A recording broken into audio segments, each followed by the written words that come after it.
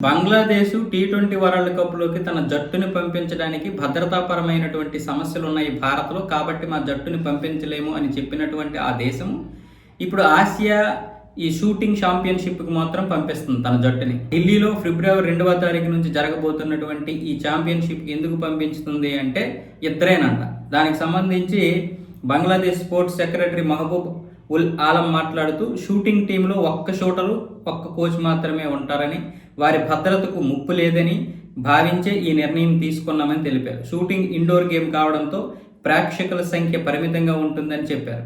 భారత్ నుంచి పూర్తి భద్రతా హామీ కూడా లభించిందని పేర్కొన్నారు. మరి టీ20 వరల్డ్ కప్లోకి రాబోతున్నటువంటి ఆ టీంకి కూడా అదే విధంగా హామీ ఇచ్చింది కదా. భారత్ ఇచ్చింది, ఐసీసీ ఇచ్చింది, బీసీసీఐ ఇచ్చింది. మరి అప్పుడేమైంది? అప్పుడు మీ దగ్గర నుండి వచ్చే వాళ్ళు 15 మందో 20 మందో ఉంటారు మొత్తం టీం అంతా కలిపితే. వాళ్ళందరికీ మేము ఎలాంటి ఇది లేకుండా భద్రతా సమస్యలు రాకుండా చూసుకుంటామని హామీ ఇచ్చింది కదా.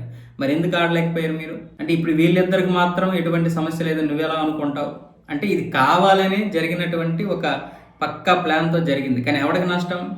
అంటే ఇక్కడ క్రికెటర్స్కి కూడా సంబంధం లేదండి. యాక్చువల్ ఎక్కడికి సంబంధం అంటే ఆ దేశ ప్రభుత్వం ఫిబ్రవరి 12వ తారీఖున జరగబోయేటటువంటి ఎన్నికల కోసమే ఇదంతా జరిగిందన్నమాట. ఇంత దీనిగా ఆడారు. కానీ ఎవరికి నష్టం? వాళ్ళకే నష్టం. అన్ని విధాలుగా చూస్తే బంగ్లాదేశ్కి భారీ నష్టం. సరే, ఇప్పుడు వీళ్ళిద్దరిని పంపించారు. రేపు పొద్దున భారతీయులకి వీళ్ళిద్దరి మీద మాత్రం కోపం రాదా? నిజంగా దాడి చేయాలనుకుంటే అది ఒక్కరైనా ఇద్దరైనా 100 మంది అయినా కోపం వస్తే ఖచ్చితంగా దాడి చేస్తారు.